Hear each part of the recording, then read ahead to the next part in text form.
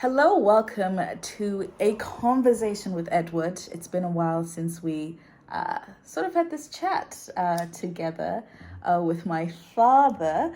Hi, how are you? I'm well, thank you. You look good. Thanks very much. Thanks for having me. Oh, it's always a pleasure. It's always a pleasure. And what we normally do for those who haven't seen one of these episodes, is talk through any new books that was written by my dad, which for the purpose of this video, should I say Edward or That's fine with me. only for the purpose? I still remain your dad. I know. And previously you've written other books that you would consider more motivational books, like Creating Opportunities at the Edge of Chaos, God is in the Business of Picking Up the Pieces. Have I missed one?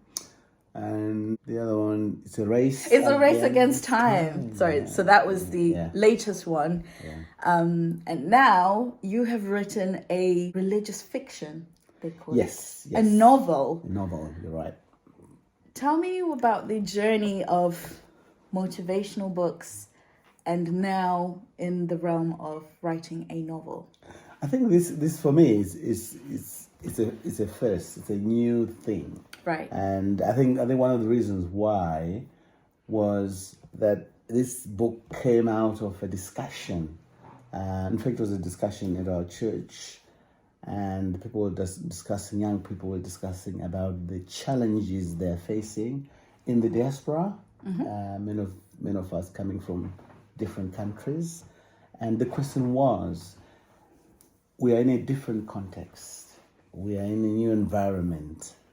But we still have to tackle the major issues in life. And most of the young people there said, look, for example, who's going to marry me when I'm in the diaspora? Yes. I'm not in my comfort zone in terms of culture. What's going to happen? And that discussion became more and more relevant as we continued. So the title of the book is Who Will Marry Me? And seeing as if you have kids who are not yet married, how much inspiration did you draw from that? Am I going to find stories about myself in there, or what's going on? I must confess, when I started writing, after those discussions that I made reference to, Right. It suddenly dawned on me that I had two daughters and a son. Right. And then it became personal because it was really helpful as I was writing, because there's so much that was coming in and referring to some of you and what desires that I had and what things that I wanted you to do in order to answer this big question, who will marry me? Yeah. So it really kind of motivated me when I realized, I'm not talking about a group in church. I'm talking about my own children. Your own children, Yeah. It was quite good, actually. Tell me a little bit about your story on marriage, because this book is centered around who will marry me, the challenges of, dating and different sort of in the diaspora, dating, interracial dating. How was marriage introduced to you as a young man? What was your view on marriage? How did you find it? I think, to be quite honest, as I grew up as a child, the visible example of marriage was my parents, and my mom and dad. And I think for me, that really helped me. That helped shape my view of marriage, my attitude towards marriage, and my expectations of marriage. Right. And of course, as a Christian later on, it was very important for me as I read the Bible and see what God expects of us when we are thinking of this hard and very difficult question, who will marry me? So the Bible really did bring in some of the thoughts about marriage. So it's sort of the examples, not only from my parents as well, but from other families as well who were Christians and who had done it the right way. Right. Yeah. what, if anything, Yeah. I've been listening to too much to Yeah. trials. Yes. What, if anything, did you take away from the relationship that your dad had with your mom that ignited you to view love and marriage in a positive way? I think their interconnectedness, their relationship itself. I think there was sort of a deeper side to their relationship where they respected each other, where they really were there to help each other, and where they were open and transparent with each other. And I think the communication for me was very critical. Yeah. Because there were two people from different backgrounds, but who were able to navigate that sort of area of communication in order to enhance their marriage. And that to me was really, really important. Yeah. Very, very important. I think in our generation, we do struggle with not just communication, but like authentic communication to really be real about the real issues rather than skirting the surface. And I'm sure there is a difference between, how marriage was back then, how marriage was, or how the marriage you're experiencing, and also what our generation is experiencing. And in this book, Melissa, the main character, what have you sort of discovered in your research about our generation and our view of marriage? Because obviously we are more diverse than ever before, especially us who've, migrated from, places like Zimbabwe or anywhere around the world, and we've come into somewhat of a melting pot of people of different cultures and traditions. Is there anything that you've kind of seen within that sort of integration that has shocked you or surprised you, or maybe made you feel a little bit concerned about the future of marriage? I think you mentioned Melissa, and Melissa as a character. I think what I've actually learned is that the people she hung out with, Right. were people who did help her, and the people who helped her form the moral absolute principles that then developed in something that she could use as the content for the criteria for selection the right person.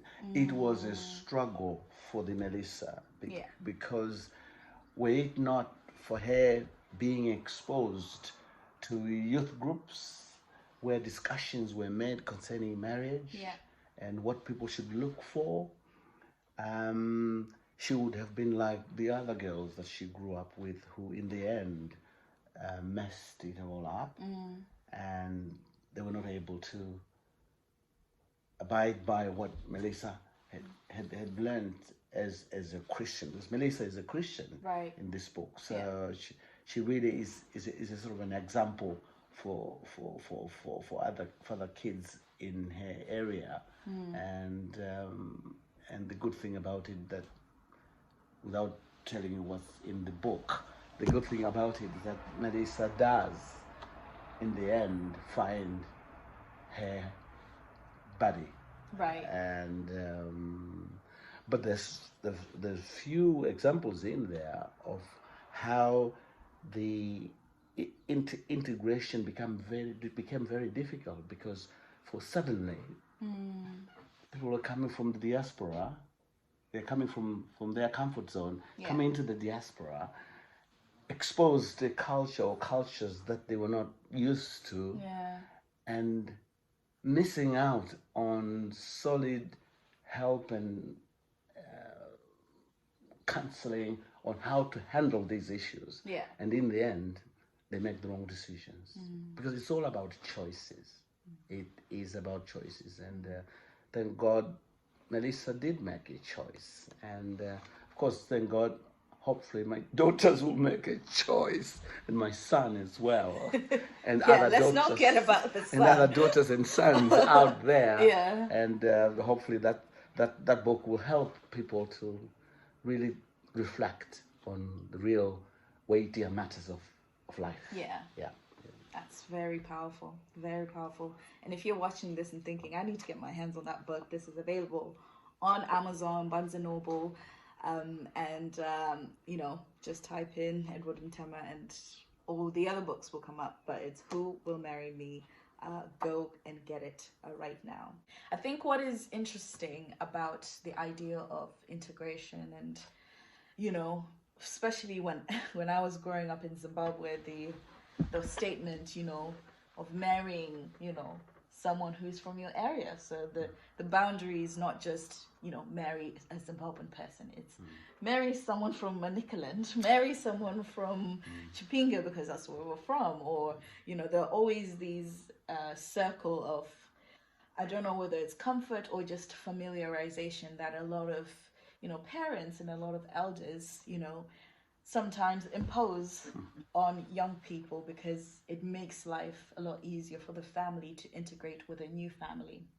However, we've now got a little bit complex where a lot of us are meeting people who are from England, who are from different places, and, for an older generation, that might be quite the shock of how, what do we do? How do we cope with that? And you explore some of those topics around different. Tell me about that journey within the characters within this book that they take on this. It's interesting you mentioned that because there is reference in the book. When I came to the United Kingdom many years ago, right, and I remember telling my clan that I was going abroad. And I remember this one cousin of mine and says to me, "You are going abroad. Please, you can do anything you want while you're abroad. right, But don't bring us a white woman." That for him, sounds familiar. that was it. Yeah. Just like you're mentioning, don't marry somebody from another clan and so on. And that brings in the issue of intercultural marriages, integration, and how do you then respond to that? And I think one area in the book looks at the importance of having an informed choice. Right. And that informed choice, obviously, because it's in the Christian context, that informed choice brings in what the Bible teaches. Some of the sort of moral absolutes in the Bible brings in the issue of that God is not a respecter of persons, that we are all under God, we are all the same, and therefore it is not supposed to limit our choice, because otherwise we are limited in the choice. That discussion that I talked about, there were people were raising issues. Look, you can't do it. It's not done at all. How will I take this girl, this person home meaning where we came from? And yet even here you ask the same question: how do I bring the girl into my mother's house, in the UK or in America, in Russia, wherever it is? So these are real issues that the book tries to grapple with, but obviously, it's limited in terms of how we can really go in depth, So, but it's very, very interesting. I wonder what your view is on that, because I think in our sort of culture there are debates around, dating people from different places, and there's some people who are very much, let's keep our, keep our same people in the, in our generation. Let's continue our race and building our race rather than date these people. And then you have on the other side of that, it's, if you are interested in someone, and if they're the best person for you, then go for it. It doesn't matter where, how, when. And personal my personal answer to that will always be the most important culture that I want, not only in a relationship but in a marriage, is a kingdom culture, because I believe in God, and that ultimately is the biggest thing. But do you think what is your take on when people? Yeah, I think you've hit the nail on the head. Yeah. Because you can't be wishy-washy about choices. Right. And you're not playing to the gallery. You are doing it for life. And the implications of making a shoddy decision based on what the world says or based on what the media says, they're really sort of cataclysmic, because you are dealing with people, and it doesn't really matter who they are. That's my view. It doesn't really matter who they are, where they come from. What matters is what brings you together. Yeah. And I think you've mentioned the fact that you are a kingdom person. Right. God makes more sense than anything else in this world. And if that is the case, as I discuss in that book, as these girls in that book experienced, it means you're not colorblind, but you're looking at whether the person missed the bill or fits the bill, the Jesus bill, the God bill. I mean, that to me was an eye opener. Our kids or our children or our young men and women aware of this? And is this a debate that's going on? Or people are sort of have shelved that debate for the sake of getting what they want? Yeah. Yeah. Yeah. So, No, it's really powerful, and I was in my head. I was like, I'm picking up on how you mention choice, and that is a very much a key word even in your parenting. You always say to us, marriage is the second most important choice you'll ever make. And decisions, whenever we talk about someone who maybe went into the wrong direction, you're like, it's a decision, it's a choice. Things don't just happen. And I wonder for you and Mom, when you made that choice to marry someone, that decision, because in the book you talk about the peer pressure to be married. I mean, how old are you? I'm going to pretend I don't know this, but how old are you when you decided to get married, and how big was that decision for you at the time? Yeah, I think I was 32. I think I was 32, and it was a big decision because it was a process for us too. It was a process because when I was happy and satisfied that she would be my wife, and I had to propose to her, there was a process which took another few years for anything to materialize. Sometimes it's a bit, it's a little, it's a bit of, sometimes you think, wow, why is she taking so long? And but it happens. But because it took time, because it was very important for both of us to really say, is it? Is she or is he?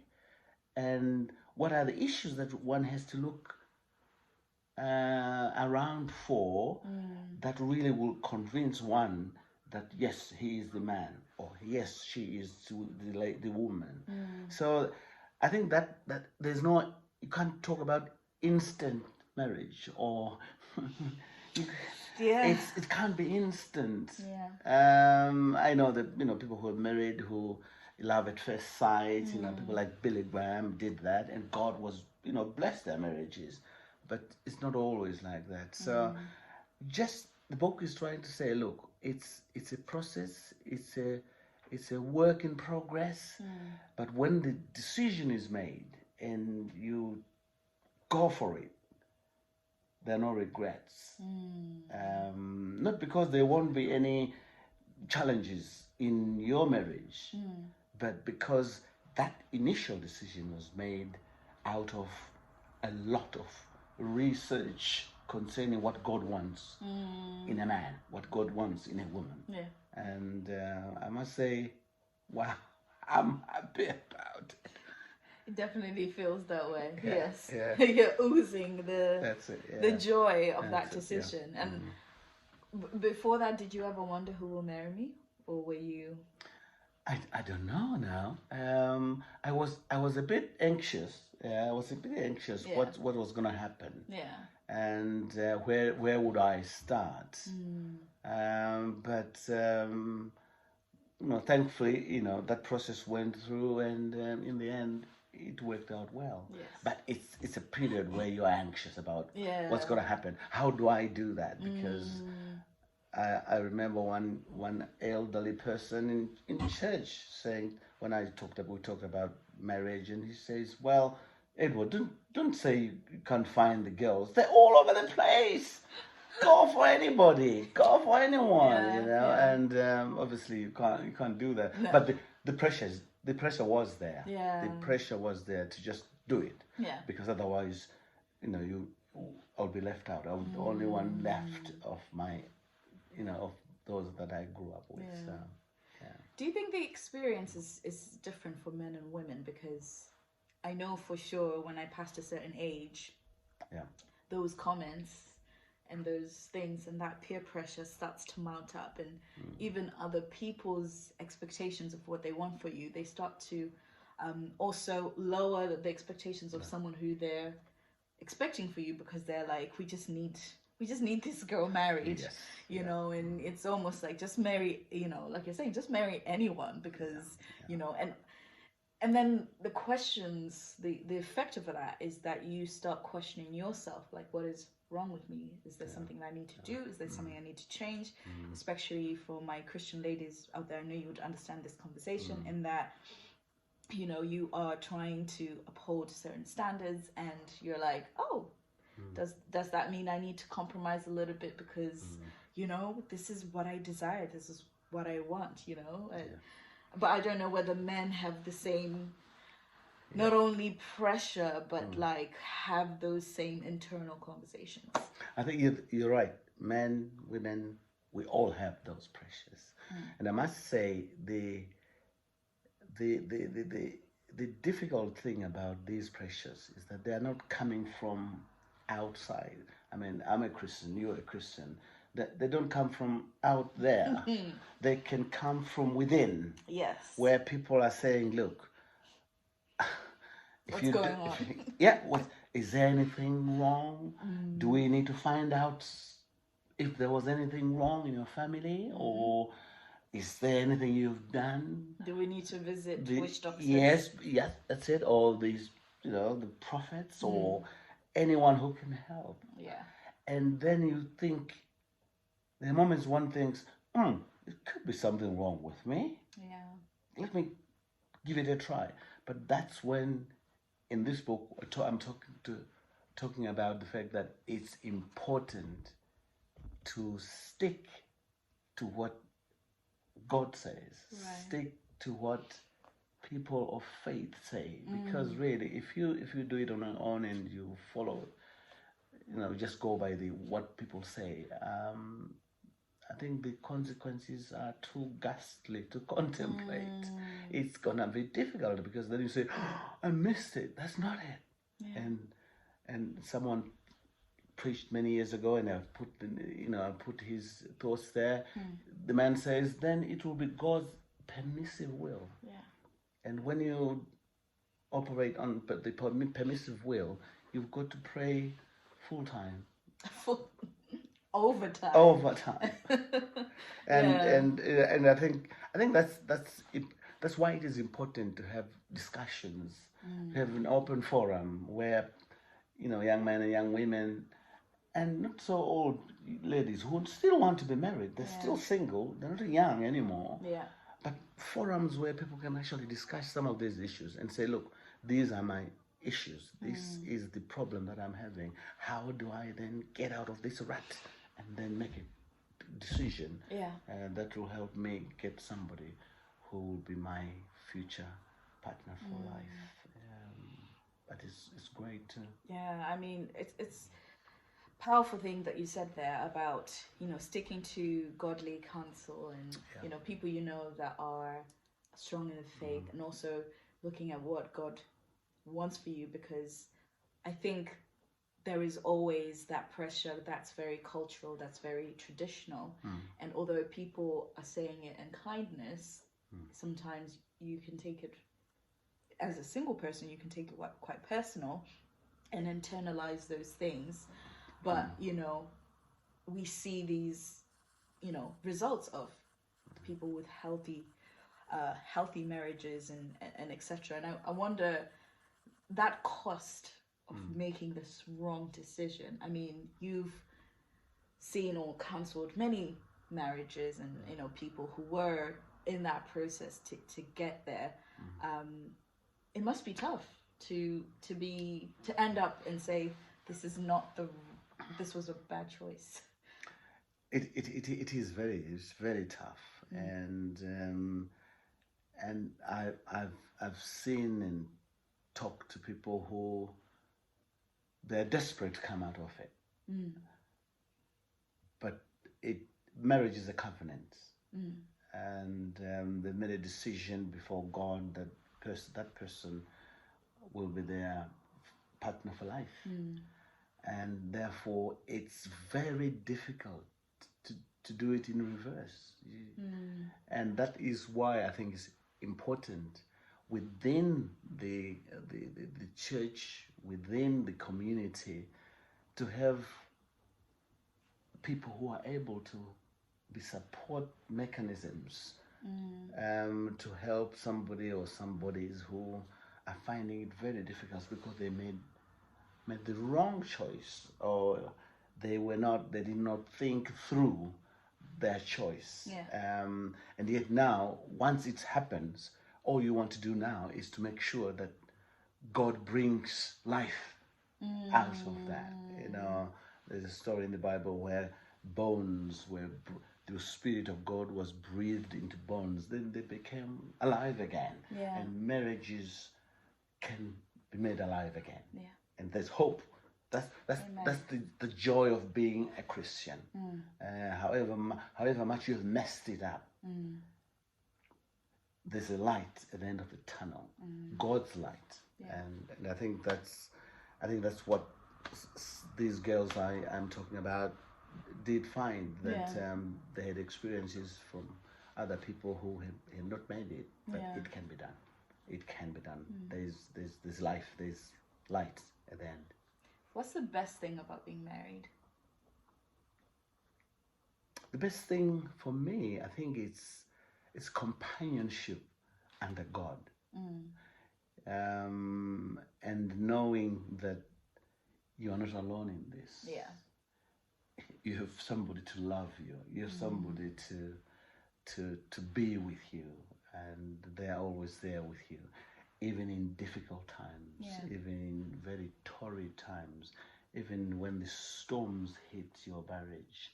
You know that at the end of the day, you've got your person. You've got your person, and not only that person, but God covers you, and He's covering your back. And for me, it means I can only succeed, even when going gets tough.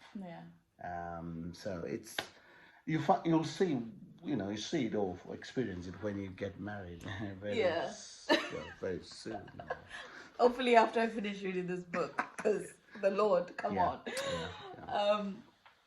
One thing that came to mind was, in my generation, there's increasingly more women who are very independent. We can buy our own houses. We can, we have our own life settled, and us not having partners in life used to be a very, and in some cases, maybe it still is. It's a really sad thing and you really desire something, but you've learned to cope.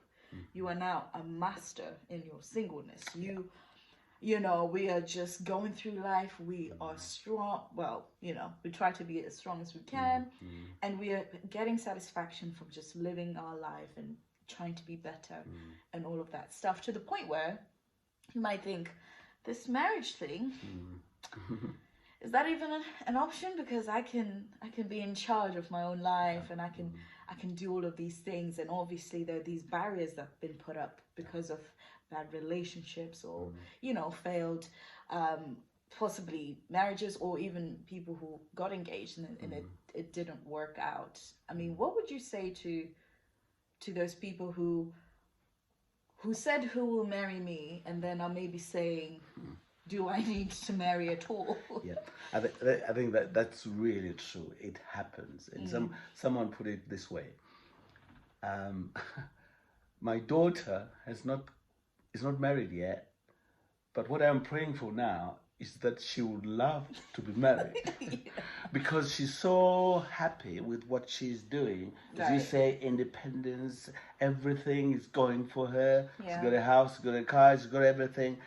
And she's serving the Lord. So people would say, wow, now what more do you want? Do I have to be married? But you remember that in the Bible, this a man called Paul, he wrote a letter to the church and addressed that kind of question.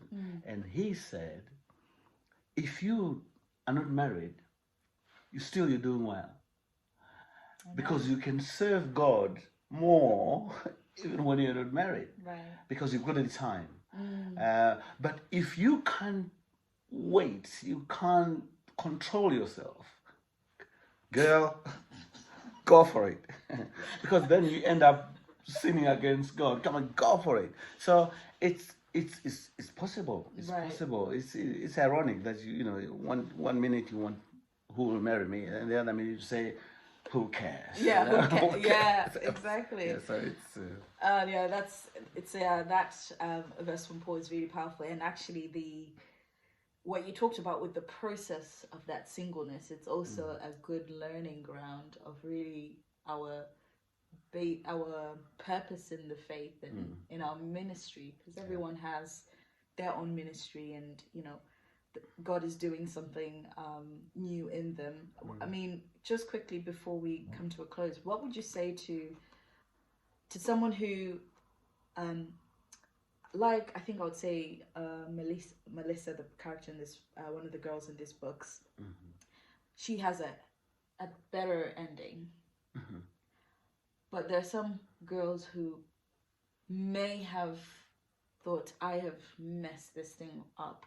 Or some men who have made bad decisions in the area of love and relationship. And they're thinking, I mean, I don't even know if I can commit again, if I can be married to someone. I mean, it is very, you know, because people go, you know, life is not easy, and not everyone has a happy ending, or not everyone is experiencing a good, you know, time within their relationships. What would you advise them? It's a very difficult challenge, really, and I make reference to one girl just like that who messed it up,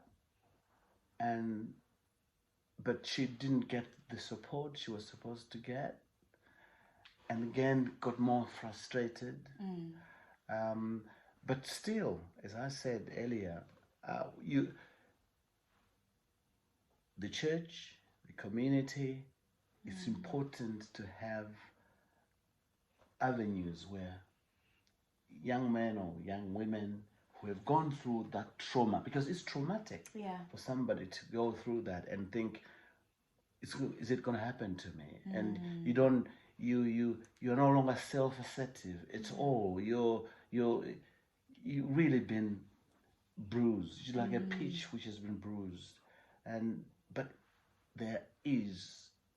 there's an opportunity when the community brings in those support mechanisms, and the church is one of the important support mechanisms. Yeah. Where people pray with the person, people go through the Bible, and people, just other people with similar experiences who have now gone over and, been able to achieve what they wanted to achieve initially. Yeah. They can talk to the person and everything. So we really, really need to make sure that our attitude towards somebody who is messed up should not be an attitude that despises them. It's an attitude that should be similar to what God's attitude is. That God lifts us up. God says to us, come on, do it again. You can still do it again, because He loves us so much, and they're still loved. God loves them, and we as a community, as Christians, we should be able to exemplify that every day. But it is a big challenge. Yeah. That's really powerful. The role of community and the role of the church, which that could be another topic in itself. Another book maybe, another sequel. And I know we've spoken a lot about some of the context of marriage and interracial migration type of topics, but what do you hope this novel does when someone reads it? What do you intend this book to, how do you intend it to resonate in people's lives? I just hope that what it will do is to help people reflect on what is happening to them. Right. That it will open, if it can, open their eyes to the diversity of the world out there. I mentioned the rainbow in that book, that it's a rainbow, which is always glaring in the sky, and it's got all sorts of people, African, Chinese, European, everybody is in there in their diversity. And for everyone to realize that they are part of the solution to intermarriage, intercultural relationships, and they're really key part. And if they can use those skills as a result of reading the book, that would be something that would be really helpful for the community, for the church, for every one of us. That's really powerful. And where can people grab the book? They can grab the book from Amazon and Barnes and Noble and certain bookshops online. Where books are sold. So they can just Google the name Edward Mutema, and you heard it here. And I mean, lastly, so I'm in the process of reading this book. I bought it on Amazon. Make sure you get yours. And one thing that I wanted to ask, are you going to do another one? Yes. A sequel? A sequel, yes. Because this book is addressing the issues. And these girls and these young men begin their relationships, but it doesn't begin to address the conflicts, the difficulties, the challenges, the complexities. I see, yeah. And the next book, hopefully, will begin to address that. And hopefully the next one. And the next one. Yes. Can I suggest a title? Yes. I'm married, now what? Wow, congratulations, you're married now. Oh dear, that's really good. That's the title. So what? Yes. So what? Yeah. So what? So what? Or now what? Now what? Yeah. That's it. Oh, that's a good. Yeah. Yeah. Good. Well, I'll consider that. Yeah. Well, thank you so much for talking through this amazing religious fiction. Probably gonna be the first religious fiction book I've ever even really properly read, by my dad, Edward Mutema, which I'm allowed to say because for the sake of this video. Are. Yeah. And as you heard, there's so many interesting topics around the process of, first of all, freaking out about you're still single at a certain age, and dating different people and different stories for each one. And I really, really encourage you guys to go and buy this online right now. Buy it for somebody you know, buy it for a friend, you know, and I think it will be great to really continue this conversations. If you have any questions for Edward, please do put them in the comments or write them to us, so that maybe we can do another one of these videos again. Yes, why not? Yes. We can talk through Yeah, them. thank you very much. Thank you for being in the conversation. Thank you. Thank you. Until next time. Goodbye. We'll see you later. Yeah.